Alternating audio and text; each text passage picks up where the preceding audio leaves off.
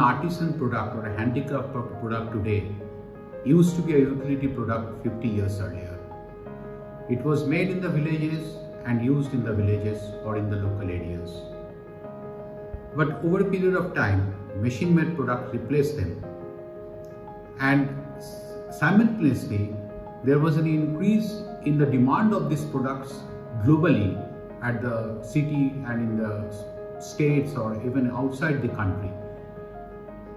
Now, at the time when it was utility products, the artisans were earning from three parts of the value chain: the designs, the labor, and also the trading, because most of the time it was being sold locally or being sold from their house itself.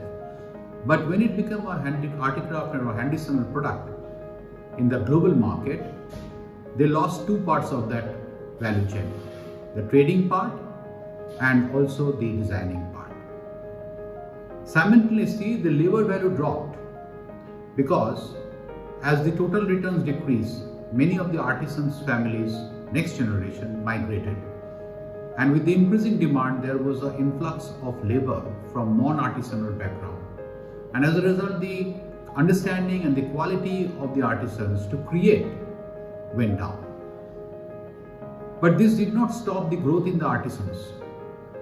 Today we have 7 million artisans and many of them from non-artisanal background. So this project tries to solve this problem by giving them, the artisans, back their years of glory, by giving them the knowledge of modern designing techniques, the basics. And these are, one is drawing and the second is color theory. Along with that, we are also going to give them training in the areas of e-trading and all other necessary modules which gives them the safety in this particular aspect.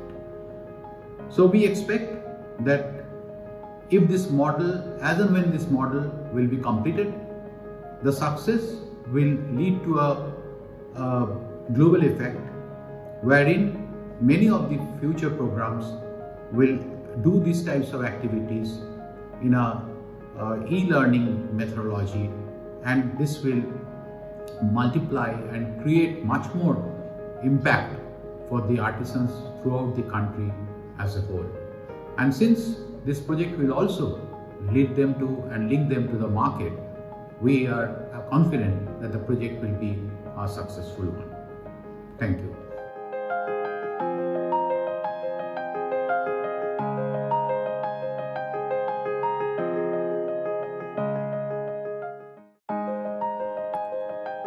सबसे पहले हमें ये समझना होगा कि चित्रकारी सीखना क्यों महत्वपूर्ण है।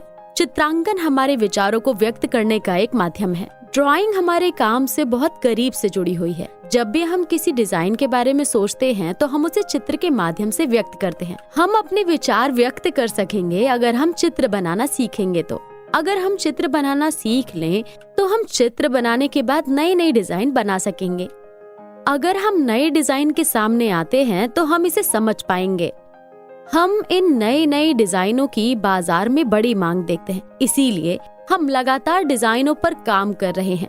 और अगर हम बाजार में नई डिजाइनों को शामिल कर सकें तो इससे ग्राहक बहुत खुश होंगे। अब हम चित्रकला, अवधारणा बनाना और रंग संयोजन का अध्ययन करेंगे।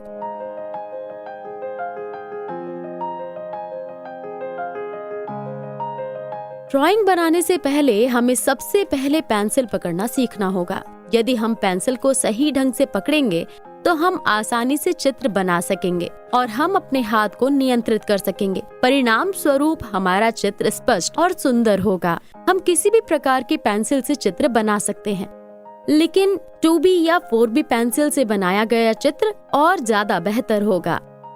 जब हम लिखते हैं तो हम पेंसिल इस तरह से पकड़ते हैं, लेकिन जब हम चित्र बनाएंगे तो पेंसिल को इस तरीके से पकड़ेंगे।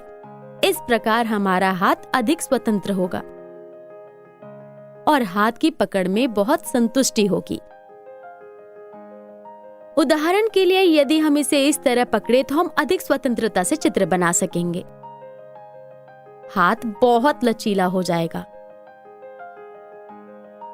इस तरह अब हम अपना हाथ स्वतंत्रता पूर्वक हिलाने में सक्षम हैं। हाथ बिल्कुल कंपास की तरह काम करता है। अगर हम इस तरह से पेंसिल पकड़ने का अभ्यास करें तो हमारे हाथ की नियंत्रण क्षमता बढ़ जाएगी।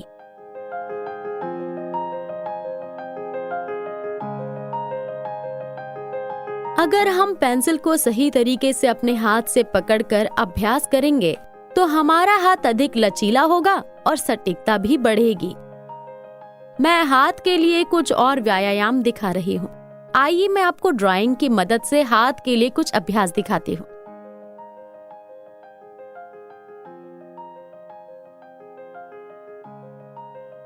हम ये अभ्यास पूर्ण सहजता से करेंगे।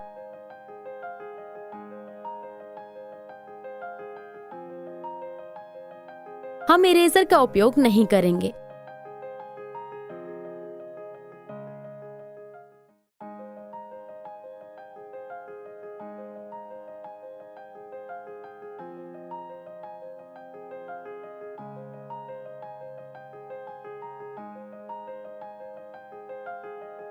एक बार हम इसे दक्षिणावर्त करेंगे और दूसरी बार वामावर्त।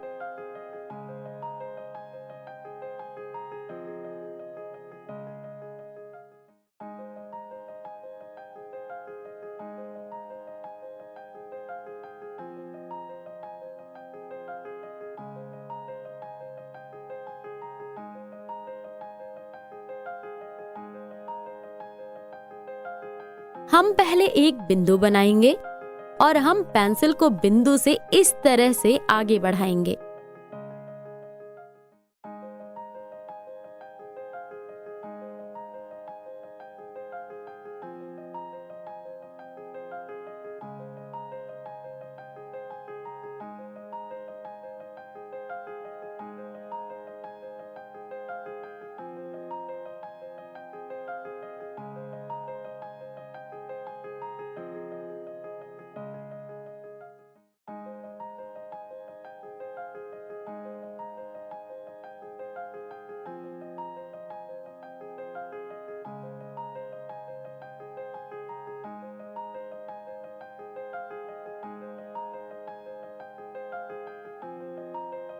फिर हम इस तरह एक स्पाइरल रेखा खींचेंगे।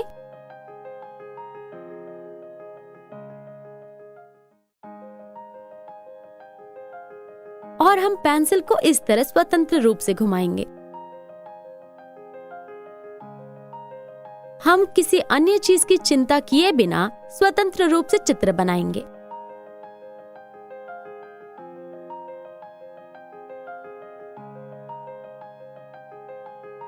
हम इन अभ्यासों को जितना चाहे उतना कर सकते हैं। स्वयं विचार करके हम जिस तरह चाहें वैसी रेखाएं खींच सकते हैं।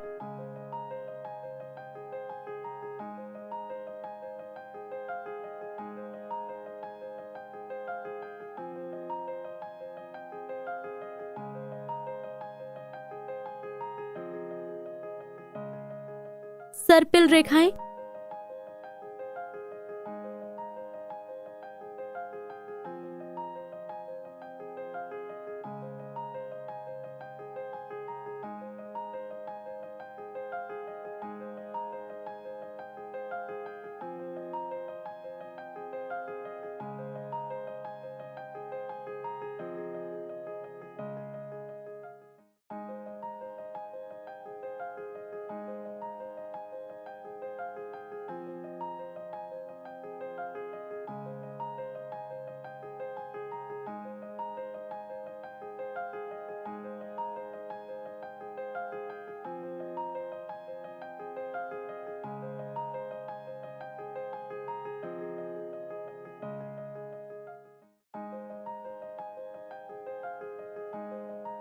हम ये अभ्यास घर पर ही इसी तरह करेंगे।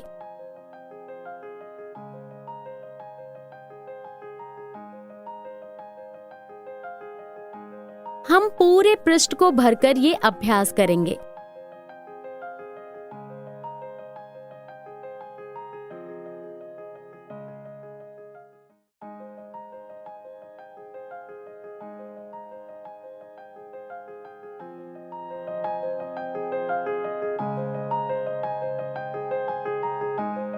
जब हम चित्र बनाते हैं तो हमें रेखाओं या किरणों की आवश्यकता होती है। हमारे चित्र केवल रेखाओं की सहायता से शुरू होते हैं।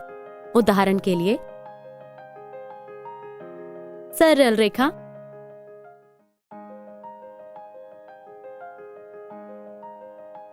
ऊर्ध्वाधर रेखा,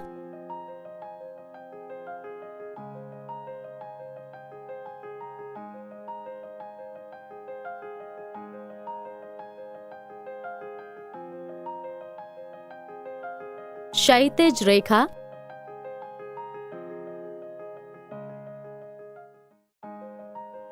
सर्पिल रेखा,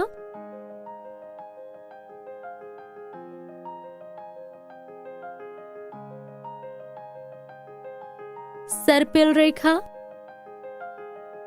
दक्षिणावर्त,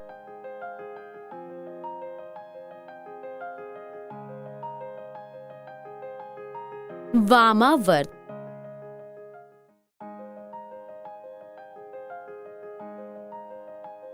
जितना हम इन चित्रों का अभ्यास करते हैं, आने वाले समय में इसकी आवश्यकता होगी। कुछ की आवश्यकता किसी अन्य उद्देश्य के लिए होगी, कुछ ड्राइंग के लिए आवश्यक होगा, कुछ डिजाइन के लिए आवश्यक होंगे। तरंग रेखा,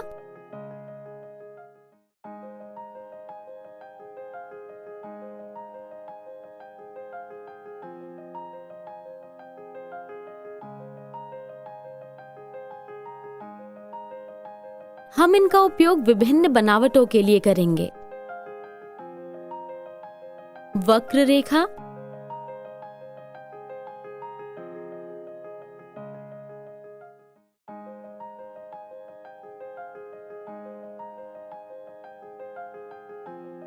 बिंदु युक्त रेखा,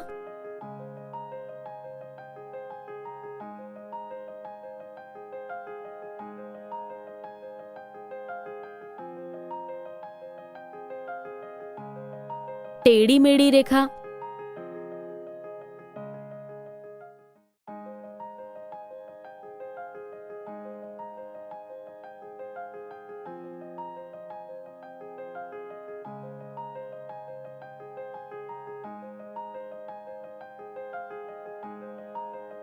हमें इनका प्रतिदिन अभ्यास करना होगा और जितना अधिक हम अभ्यास करेंगे उतना ही हमारे चित्र बेहतर होते जाएंगे।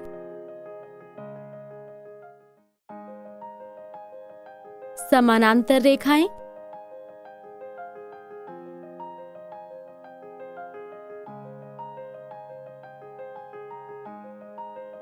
छोटी तरंग रेखा,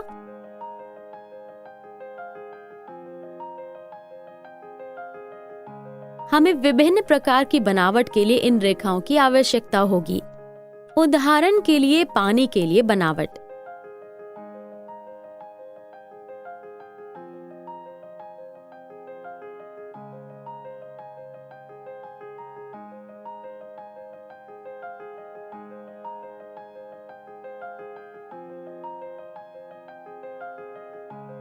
इन रेखाओं को खींचते समय हम किसी भी रबड़ का उपयोग नहीं करेंगे, न तो रेजर न ही स्केल का उपयोग किया जाएगा। बिंदु रेखा,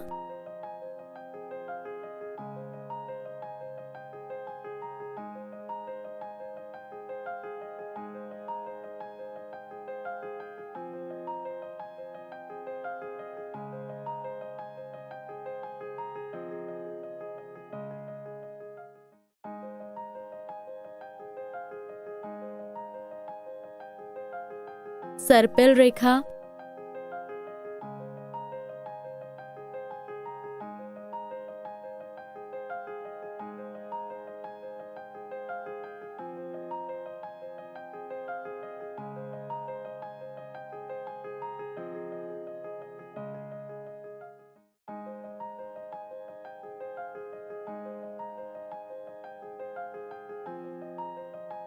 समानांतर रेखा,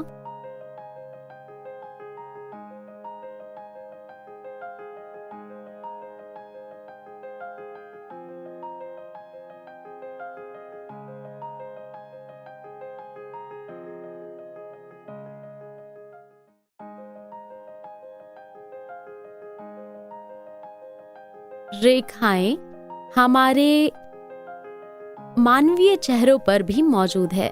उदाहरण के लिए, मैं इसे रेखाओं की मदद से चित्रित कर रही हूं।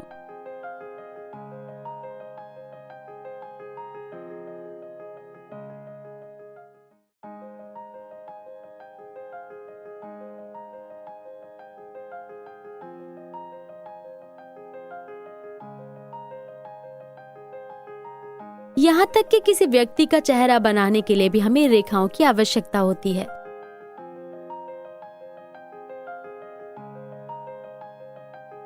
ये रेखाएं जो हमने खींची हैं, हमें इन रेखाओं का अभ्यास करना होगा। इसके साथ ही हमें इन रेखाओं का भी अभ्यास करना होगा। वक्र रेखा, बिंदु युक्त रेखा, छोटी वक्र रेखा, लहरदार रेखा,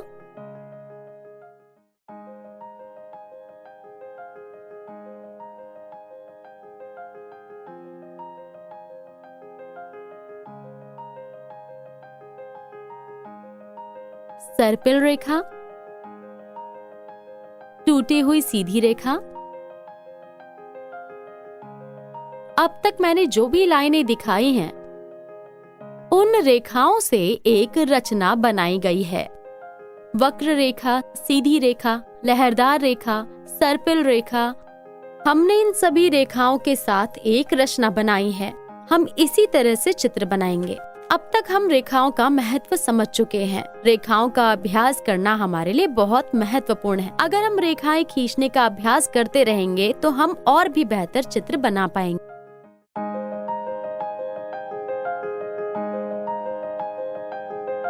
आकार, विभिन्न रेखाओं के संयोजन से बनता है आकार। हम विभिन्न आकार की मदद से एक आकृति तैयार कर सकते हैं जो हमें चित्र बनाते समय मदद करेगा। आकार दो प्रकार के होते हैं, ज्यामितीय आकार और जैविक आकार। जब हम ज्यामितीय आकार पर गौर करेंगे, वर्ग,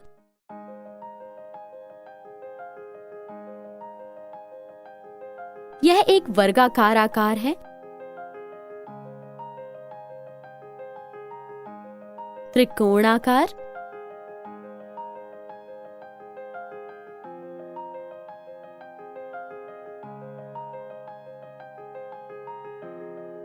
बेलनाकार आकार,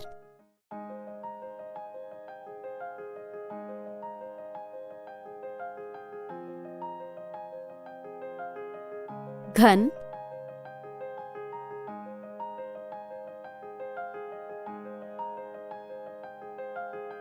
गोल,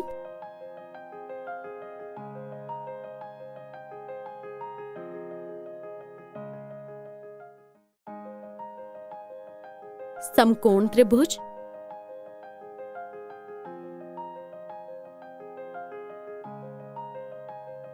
कोण,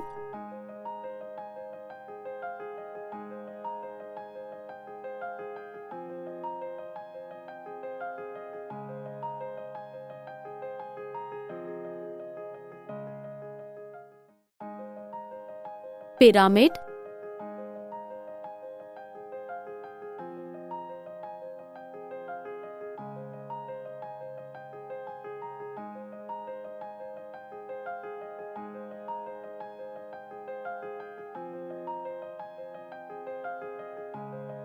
डिब्बा,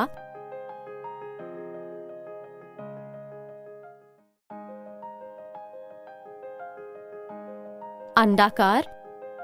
अब हम जैविक आकार पर गौर करेंगे। जैविक आकृतियां सीधी रेखाओं से नहीं बनाई जा सकती। जैविक आकार में लहरदार रेखा और वक्र रेखाएं होती हैं। हमें प्राकृतिक में जैविक आकार मिलता है। उदाहरण के लिए पेड़ के पत्ते,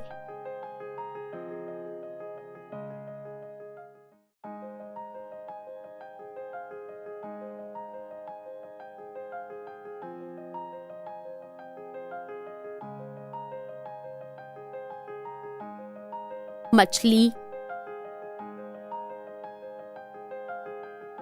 आकाश, बादल, सूरज,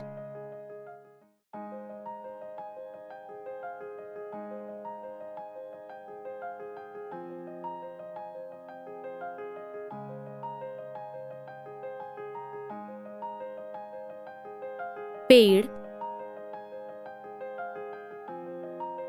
चंद्रमा,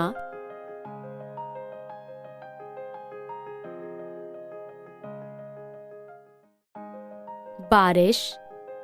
जैविक आकार की कोई सीमा नहीं है। हम अनगिनत जैविक आकार देख सकते हैं। हम इन आकृतियों से उद्देश्य प्राप्त कर सकते हैं। मैं कुछ और चित्र बनाकर दिखाती हूँ। पक्षी। पक्षी हमारे आकृतियों का मुख्य हिस्सा है। हम पक्षियों की मदद से बहुत सारी आकृतियां बना सकते हैं। हमारे आकृतियों में अलग अलग फूल होते हैं।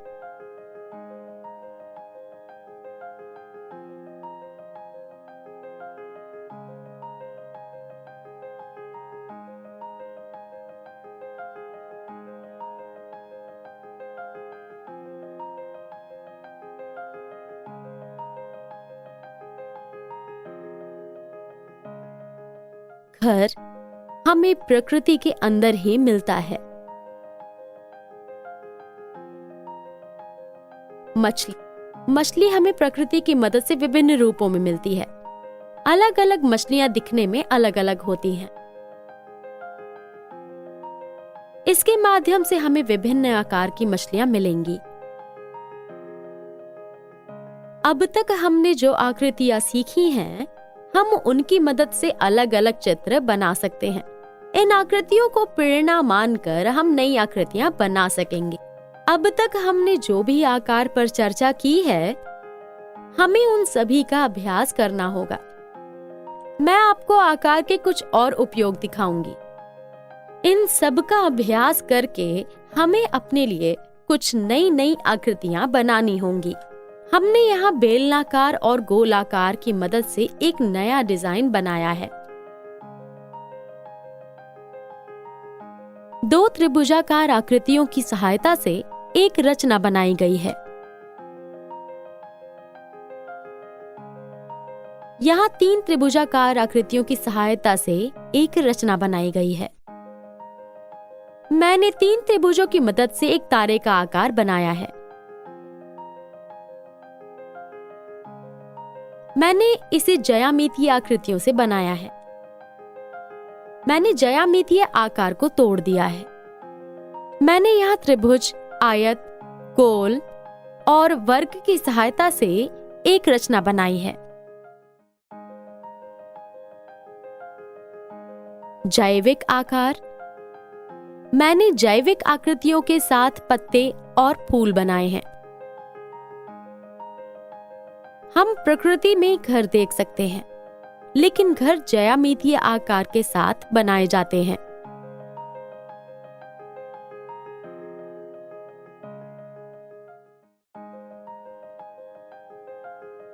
यहाँ मैंने ज्यामितीय आकृतियों को तोड़ा है। मैंने यहाँ ज्यामितीय आकार में जैविक आकार जोड़े हैं। हम आकाश में बादल देख सकते हैं और उन बादलों में अनेक आकृतियां, इसलिए मैंने यहाँ बादलों की आकृतियां बनाई हैं। जब बारिश होती है तो हम उससे कई आकृतियां देख सकते हैं, इसीलिए मैंने यहाँ बरसात की आकृतियां बनाई हैं। हमने अब तक आकृतियों के बारे में बहुत कुछ सीखा। मुझे आशा है कि आप सभी घर पर इनका अभ्यास करेंगे।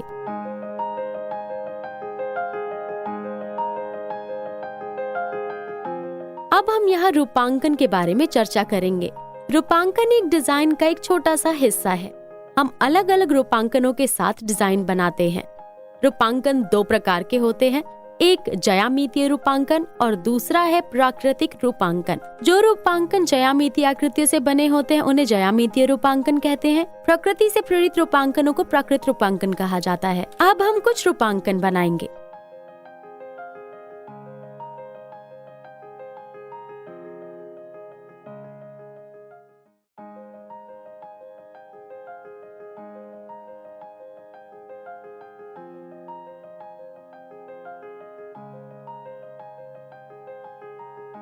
ये रूपांकन हमें पेड़ के पत्तों के आकार से मिलता है, इसलिए हम इसे प्राकृतिक रूपांकन कह सकते हैं।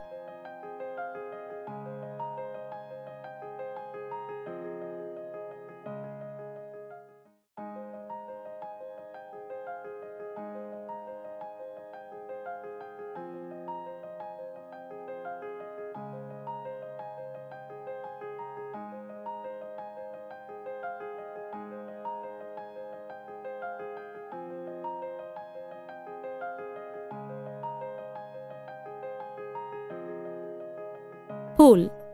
फूल प्रकृति का एक बड़ा हिस्सा है। फूल ही प्रकृति की सुंदरता है।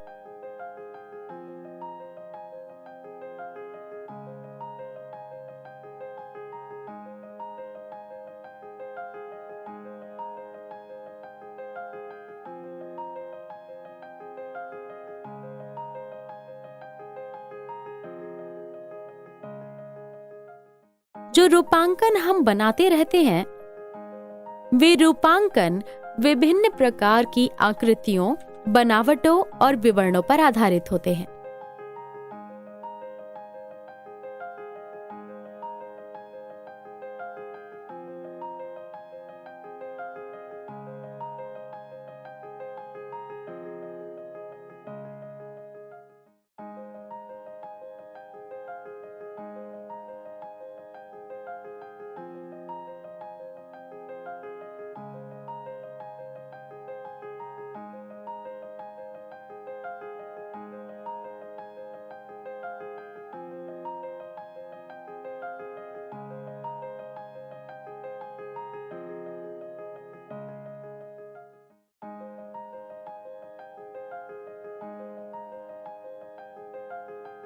रूपांकन जो प्रकृति से प्राप्त होते हैं, हम उन रूपांकनों को तोड़ते हैं और उन्हें अपनी आवश्यकताओं के अनुसार बनाते हैं।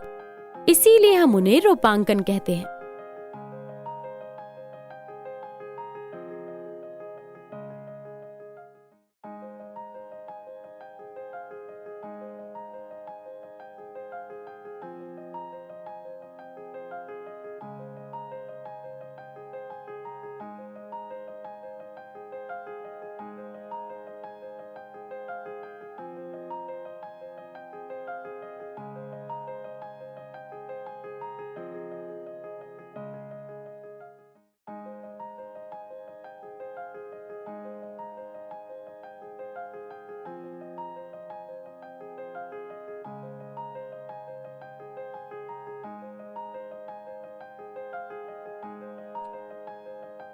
अब हम पक्षियों के लिए अलग अलग रूपांकन बनाएंगे।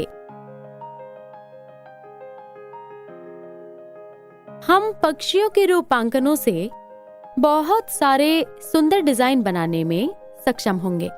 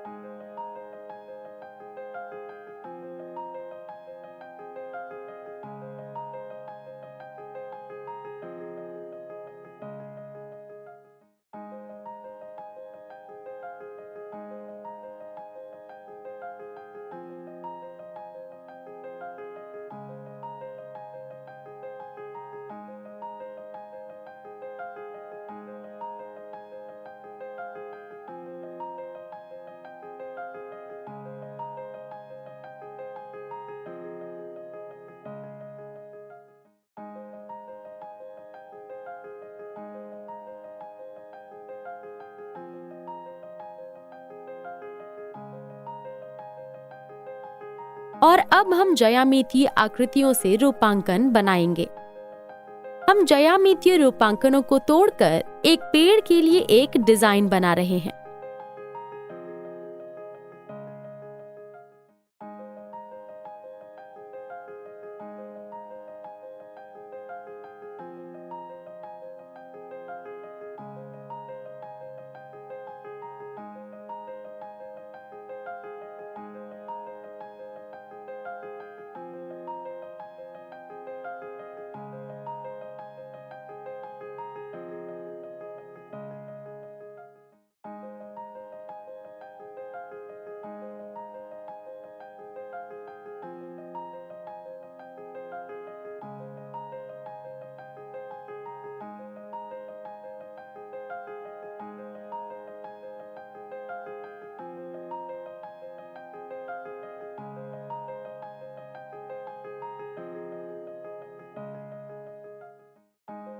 रूपांकन में हम जितनी अधिक रेखाओं का उपयोग करेंगे, रूपांकन देखने में उतना ही अधिक सुंदर होगा।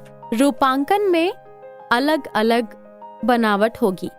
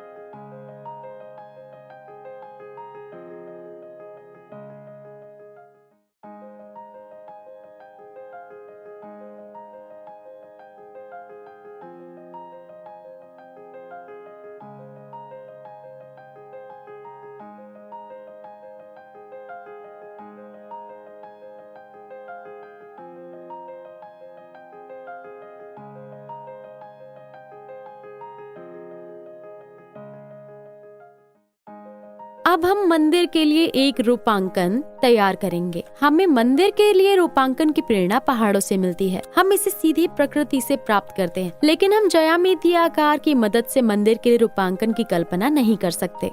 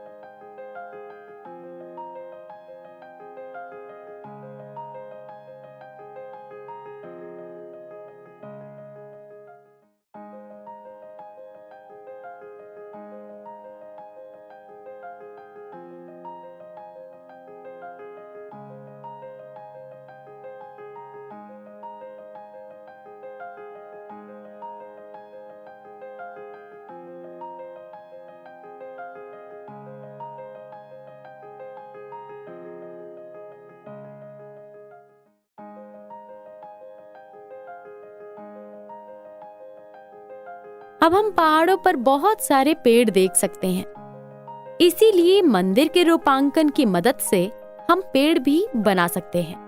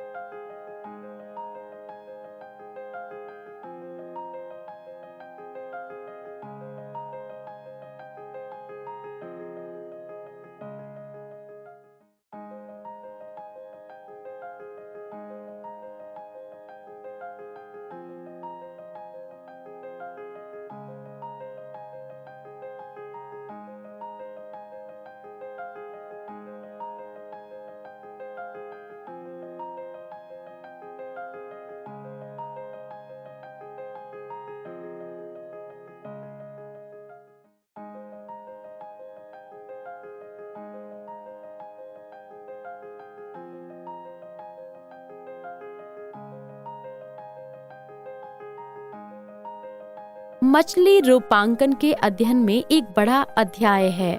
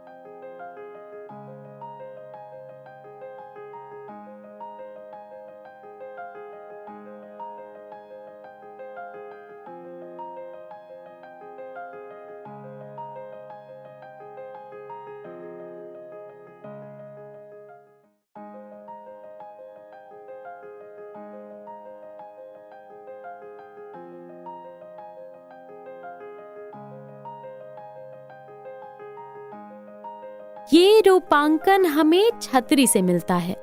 हम रोज बारिश या धूप में छाते का इस्तेमाल करते हैं, इसीलिए हम छतरी के आकार को तोड़कर ये रूपांकन बना रहे हैं। हमने अब तक विभिन्न रूपांकनों के बारे में सीखा है। रूपांकन चित्रकारी का एक प्रमुख हिस्सा है। प्रतिदिन रूपांकन का अभ्यास करना आवश्यक है। जितना अधिक हम रूपांकन का अभ्यास करेंगे, उतना ही अधिक हम नए रूपांकनों का सृजन कर पाएंगे, ताकि हम कुछ और रूपांकन का अभ्यास कर सकें। मैं आपको रूपांकन के कुछ और उदाहरण दिखाती हूँ।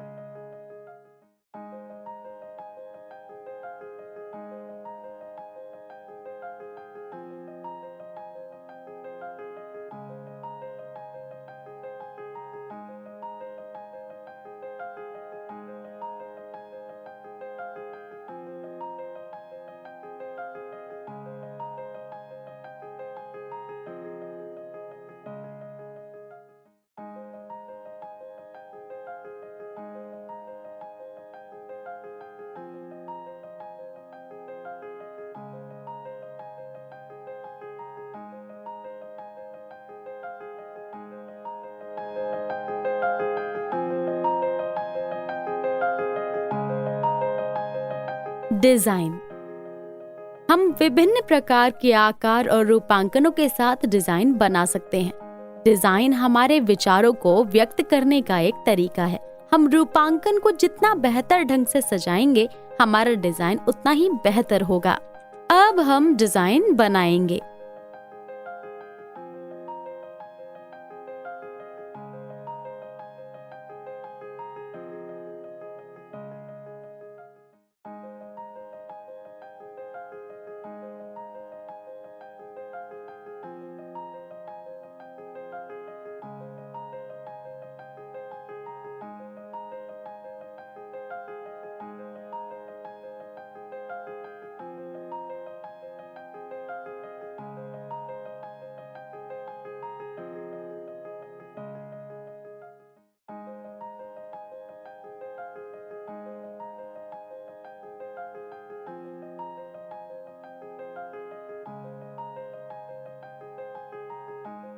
अब हम फूलों के रूपांकन बना रहे हैं और हम इन फूल रूपांकनों की मदद से एक डिजाइन बनाएंगे।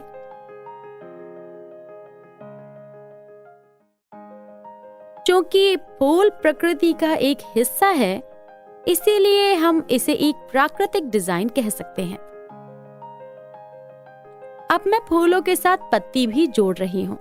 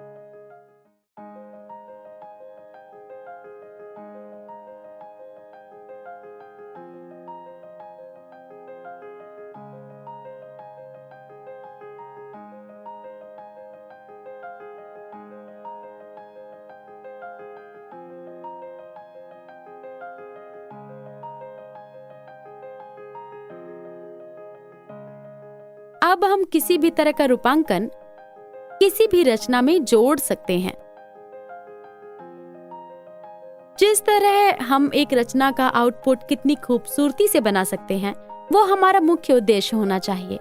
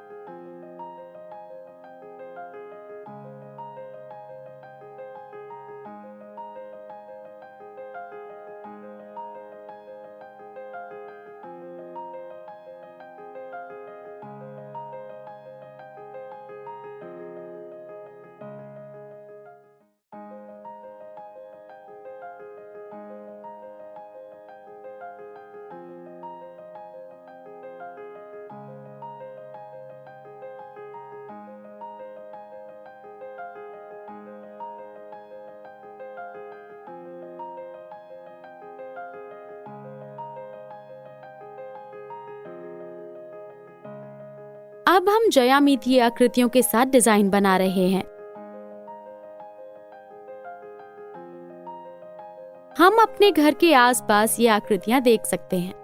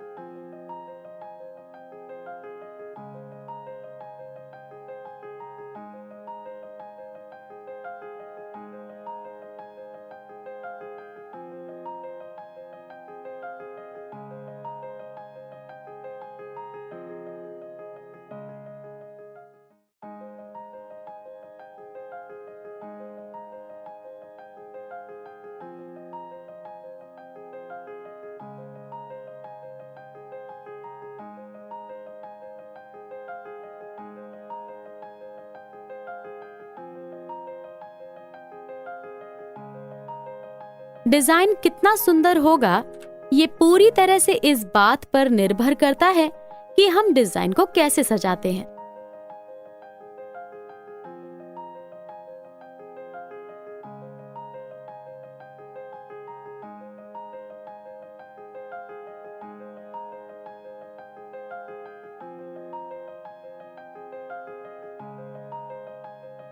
हम यहाँ रेखाओं की मदद से सजावट कर रहे हैं।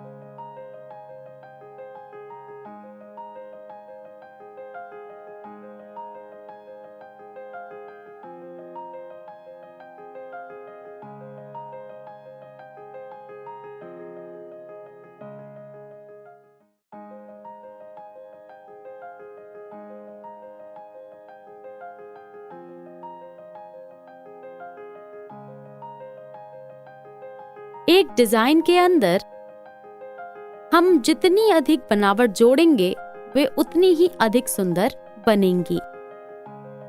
और हम विभिन्न प्रकार की रेखाओं का अभ्यास करके ही विभिन्न प्रकार की बनावट प्राप्त कर सकेंगे।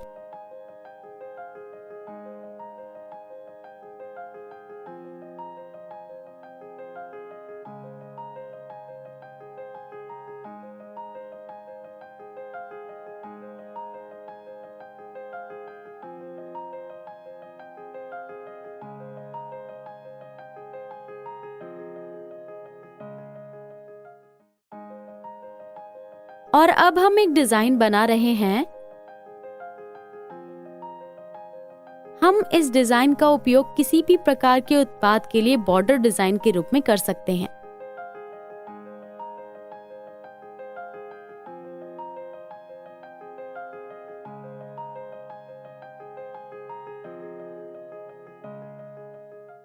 और हम इसे अल्पना के लिए एक डिजाइन के रूप में भी उपयोग कर सकते हैं।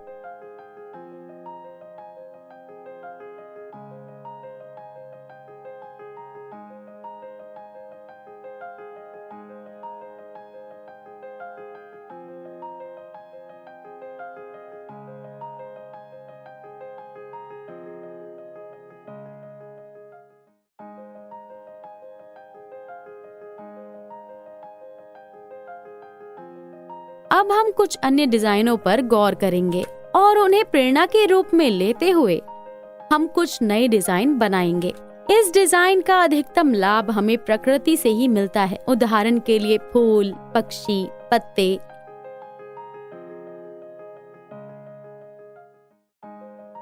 हमें ये डिजाइन प्रकृति से मिलता है, लेकिन हमने जो भी रूपांकनों का इस्तेमाल किया है उन रूपांकनों को तोड़कर ही हमने उनका इस्तेमाल किया है।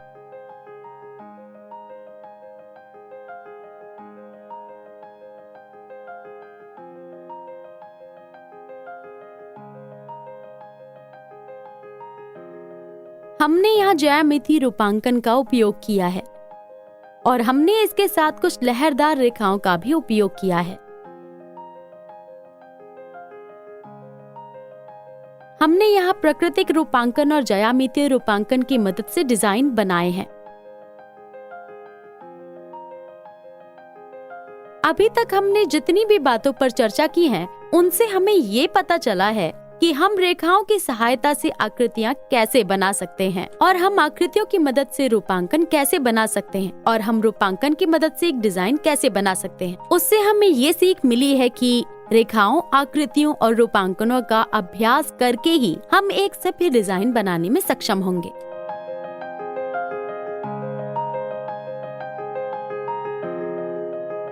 यदि हम चित्रांकन के माध्यम से कोई कंपोजिशन बनाने जा रहे हैं तो हमें कुछ बुनियादी नियमों को जानना होगा, जैसे संतुलन, संरेखण, पुनरावृत्ति और लय, नकारात्मक स्थान और सकारात्मक स्थान, केंद्र बिंदु और कंट्रास्ट। संतुलन एक डिजाइन में सभी तत्वों का एक सुंदर नियंत्रण है। किसी डिजाइन के निर्माण या विनाश में संतुलन की भूमिका आवश्यक है। संतुलन दो प्रकार के होते हैं, सममित संतुलन और विषम संतुलन। अब हम सीखेंगे कि सममित संतुलन क्या है।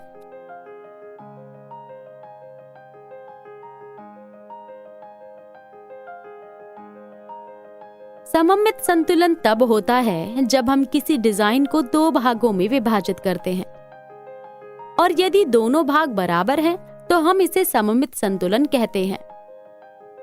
यहाँ हम देख सकते हैं कि हमने एक डिजाइन को दो भागों में विभाजित किया है और दोनों भागों में डिजाइन समान है, इसीलिए हम इसे सममित संतुलन कहते हैं। असममित संतुलन तब होता है जब हम एक डिजाइन को दो भागों में विभाजित करते हैं और दोनों भाग समान नहीं होते हैं, तो हम इसे असममित संतुलन कहते हैं। उदाहरण के लिए हम देख सकते हैं कि हमने एक डिजाइन को दो अलग अलग भागों में विभाजित किया और दोनों भाग बराबर नहीं हैं। और वो कोण जिसे हम यहाँ देख रहे हैं, हम इसे वहाँ नहीं देख सकते। ये हिस्सा बड़ा हो गया है और वो हिस्सा छोटा हो गया है, इसीलिए हम इसे असममित संतुलन कहते हैं। भले ही हम एक असममित डिजाइन बना रहे हों, जब हम एक अच्छे डिजाइन की उम्मीद कर रहे हों तो सममितीय संतुलन के बारे में ध्यान रखना बेहतर होता है। अब हम संरेखण पर आते हैं। किसी डिजाइन को एक सीधी रेखा द्वारा विभाजित करने को संरेखण कहा जाता है। संरेखण दो प्रकार का होता है, अच्छा संरेखण और बुरा संरेखण। अब हम एक उदाहरण देखेंगे।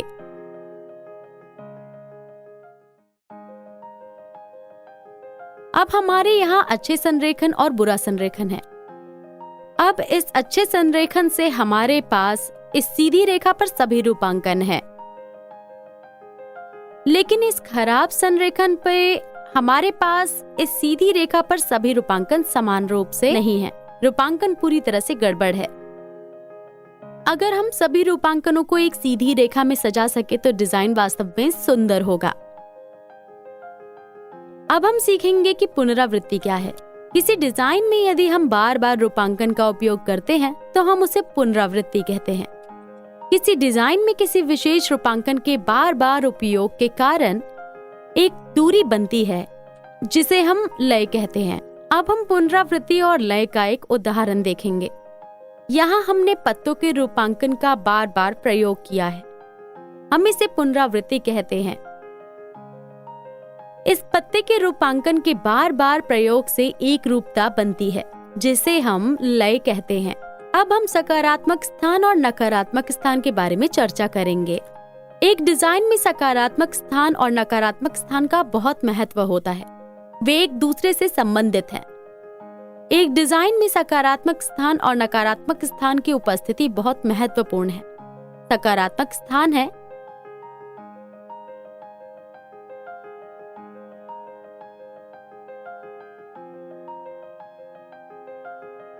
एक डिजाइन के अंदर जो भी भाग हम बनाते रहेंगे, हम इसे सकारात्मक स्थान कहते हैं। इस डिजाइन के अंदर पक्षियों के रूपांकन को सकारात्मक स्थान कहा जाता है और खाली स्थान को ऋणात्मक स्थान कहा जाता है। अब हम इस विषय के अंतिम भाग पर चर्चा करेंगे, केंद्र बिंदु और कंट्रास्ट।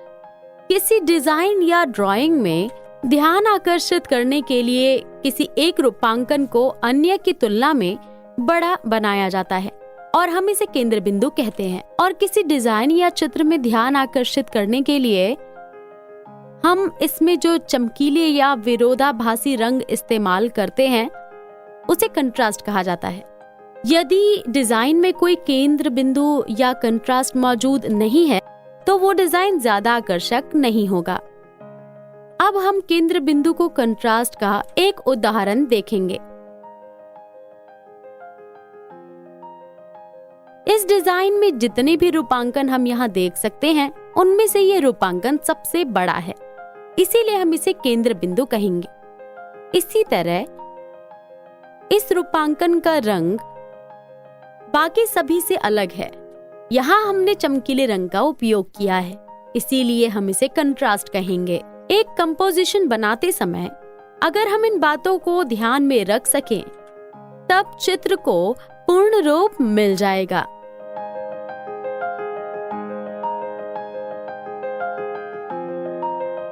अब हम चर्चा करेंगे कि वर्तमान युग के साथ डिजाइन कैसे बदल रहे हैं।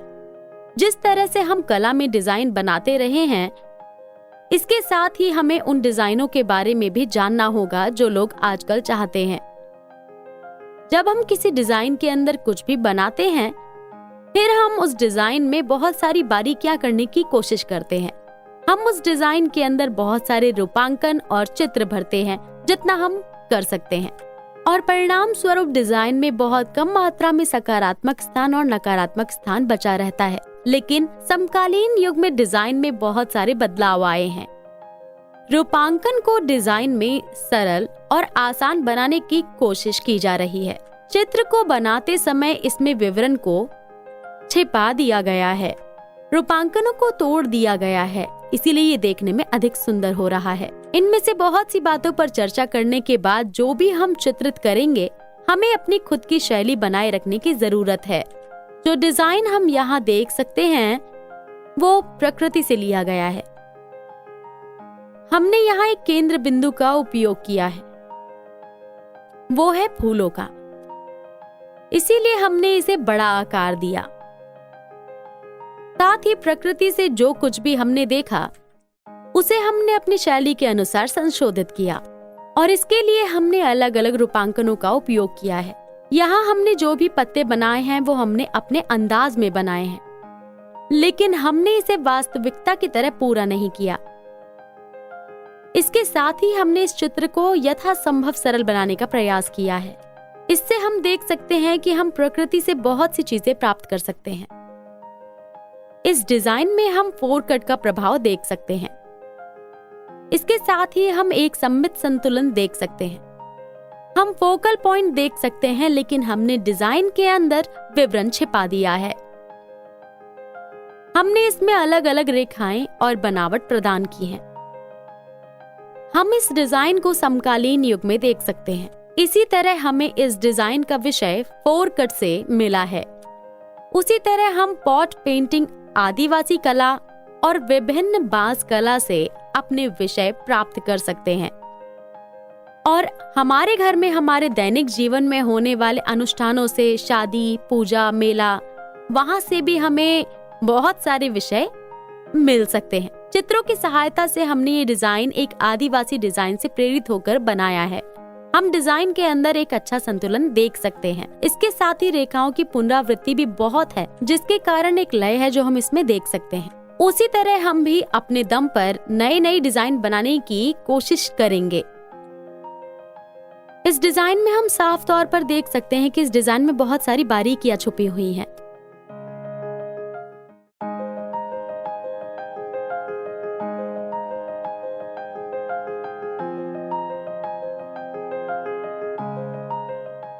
अब हम मूल रंगों के बारे में चर्चा करेंगे।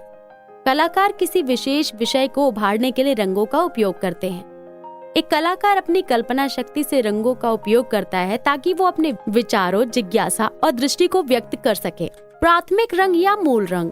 प्राथमिक रंग पीला, नीला और लाल है। इन तीनों रंगों को एक साथ प्राथमिक रंग कहा जाता है। इन प्राथमिक रंगों को किसी भी प्रकार के मिश्रण से नहीं बनाया जा सकता है, हम सीधे प्रकृति से प्राप्त करते हैं। सेकेंडरी कलर या द्वितीयक रंग। 3 प्राथमिक रंगों के संयोजन से हमें द्वितीयक रंग मिलता है। जैसे लाल और पीले रंग को मिलाकर हमें नारंगी रंग मिलता है। हम पीले और नीले रंग को मिलाकर हरा रंग प्राप्त कर सकते हैं। लाल और नीले रंग को मिलाकर हमें बैंगनी रंग मिलता है। टेरिटरी या तृतीयक रंग। तृतीयक रंग 3 प्राथमिक रंग और 3 द्वितीयक रंगों के मिश्रण से बनता है। तृतीयक रंग 6 प्रकार के होते हैं, जैसे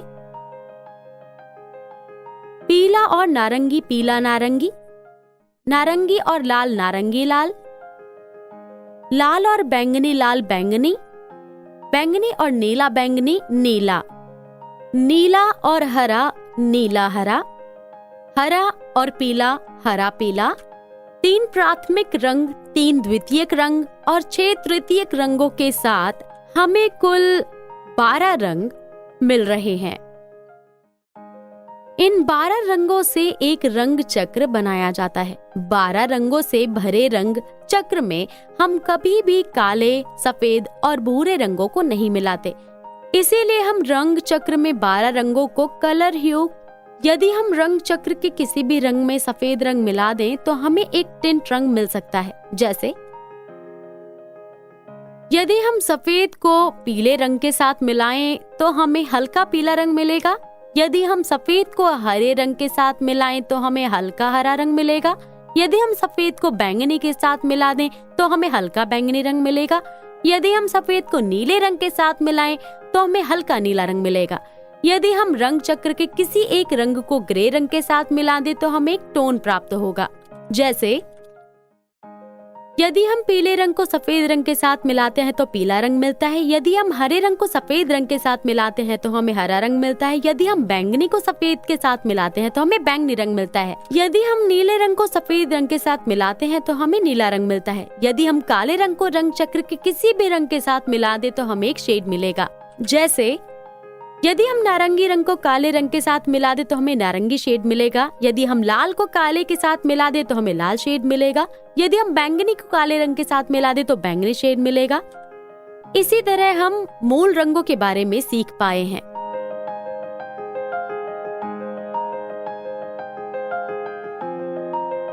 अब हम संक्षिप्त विवरण में रंग पैलेट के बारे में जानेंगे। उदाहरण के लिए गर्म रंग और ठंडे रंग। यदि हम रंग चक्र में पीले से लाल तक के रंगों को समान रूप से व्यवस्थित करेंगे तब हमें गर्म रंग मिलेंगे। हरे रंग से लेकर बैंगनी तक सभी रंग शांत रंग हैं। हम सूर्य का रंग हल्दी जैसा और अग्नि का रंग लाल जैसा देखते हैं। इन रंगों को देखकर हमें थोड़ी गर्मी महसूस होती है, इसीलिए हम इन रंगों को गर्म रंग कहते हैं। पत्तों का रंग हरा है और पानी का रंग नीला है। इन रंगों को देखकर हमें ठंड लगती है, इसीलिए हम इन्हें ठंडे रंग कहते हैं। इसके बाद हम परिपूरक रंगों पर विचार कर रहे हैं। रंग चक्र में से किसी भी रंग और चक्र पर उसके विपरीत रंग के संयोजन को परिपूरक रंग कहते हैं। उदाहरण के लिए अंबर और नीला बैंगनी, पीला और बैंगनी। ये रंग बहुत चमकीले रंग हैं, इसीलिए हम इन्हें हाईलाइट के रूप में उपयोग करते हैं। एनालॉग कलर या अनुरूप रंग। एक रंग चक्र में 3 क्रमागत रंगों को एक साथ अनुरूप रंग कहा जाता है, जैसे कि पीला, अंबर और नारंगी। इन रंगों का उपयोग बहुत आसानी से कर सकते हैं। या त्रियाधरी रंग। यदि हम रंग चक्र के अंदर एक नियमित त्रिभुज बनाते हैं तो 3 रंग आपस में जुड़ जाते हैं, जिन्हें त्रिआधारी रंग कहा जाता है, जैसे पीला, लाल और नीला। ट्रेटेडिक रंग, ट्रेटा का मतलब है 4। रंग चक्र से किसी भी 2 पूरक रंगों का संयोजन लेकर जो 4 रंग प्राप्त हो रहे हैं उन्हें ट्रेटेडिक रंग कहते हैं, जैसे नारंगी, लाल, नीला और हरा। ये रंग बहुत चमकीले और इनमें कंट्रास्ट है, इसीलिए हमें इन रंगों का प्रयोग बहुत सावधानी से करना होता है।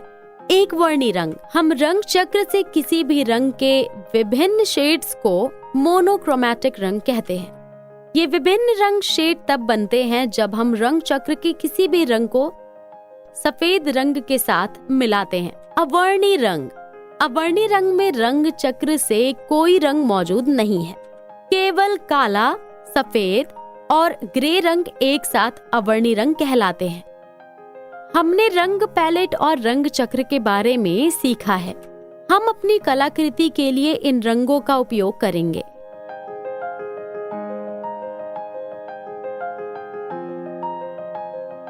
अब हम रचना में रंगों के उपयोग के बारे में जानेंगे। आप यहाँ देख रहे हैं कि इन दोनों रचनाओं में बहुत समानताएं हैं। इस रचना में लाल और पीले रंग का प्रयोग किया जा रहा है, जो गर्म रंग है। इस दी हुई रचना में नीले और हरे रंग का उपयोग किया जा रहा है, जो ठंडे रंग है। इसीलिए हम देख सकते हैं कि इन दोनों रचनाओं में बहुत अंतर है। अब हम देख सकते हैं कि 2 परिपूरक रंगों का उपयोग से एक रचना कैसे बनाई गई है। उदाहरण के लिए इस रचना में लाल रंग और हरे रंग का प्रयोग किया जा रहा है। दोनों ही विपरीत रंग हैं। यही कारण है कि हम लाल रंग उपयोग कर रहे हैं, जो हाइलाइटिंग रंग है। इस रचना में हम 2 समान रंगों का उपयोग देख सकते हैं। यहाँ हम नीले रंग के 3 अलग अलग शेड्स का उपयोग कर रहे हैं। इस बार हम त्रिआयामी रंगों का उपयोग करके बनाया गया डिजाइन देख रहे हैं। ये रचना लाल, पीले और नीले रंगों का उपयोग करके बनाई जा रही है। ये 3 रंग बहुत विपरीत हैं। इसीलिए यदि हम किसी एक रंग को आधार रंग के रूप में उपयोग करते हैं और अन्य रंगों का उपयोग हाइलाइट्स के लिए किया जाता है, तो हमारा डिजाइन बहुत अच्छा होगा। यह रचना टेट्राडिक रंग से बनाई जा रही है। हम यहाँ 4 रंगों का उपयोग देख सकते हैं और ये चारों रंग बहुत विपरीत हैं। इसीलिए यदि हम रचना में किसी एक रंग को आधार रंग के रूप में उपयोग करते हैं और बाकी 3 रंगों को हाइलाइट के रूप में उपयोग करें, तो बनाई हुई रचना बहुत अच्छी लगेगी। यह रचना मोनोक्रोमिक रंगों का उपयोग करके बनाई गई है। हम यहाँ नीले रंग के विभिन्न शेड्स देख सकते हैं। यहाँ रचना में रंग चक्र से कोई रंग इस्तेमाल नहीं किया गया है। यहाँ अवर्णी रंग का प्रयोग किया गया है, जैसे काला, ग्रे और सफेद रंग। इस चित्र में हम रंग के विभिन्न शेड्स को देख सकते हैं। इस रचना में टिंट रंगों का उपयोग किया जा रहा है। इसका रंग बहुत हल्का है, इसीलिए इसे देखकर हमें बहुत सुकून मिल रहा है। यह डिजाइन टोन रंगों के साथ बनाया गया है और टोन रंग बहुत संतुलित रंग है। यही कारण है कि हम किसी भी रचना में इन रंगों का उपयोग बहुत आसानी से कर सकते हैं। अब तक हमने इस बारे में चर्चा की है अलग रंग और उनके मिश्रण के बारे में। जब भी हम रचना कर रहे हों, तो हमें सही संयोजन का चयन करना होगा। शुरू से ही हमने चित्रकारी और रंगों के बारे में बहुत कुछ सीखा है और हम इन चीजों को हर रोज अभ्यास करते हैं तो हमारे कौशल में सुधार होता रहेगा।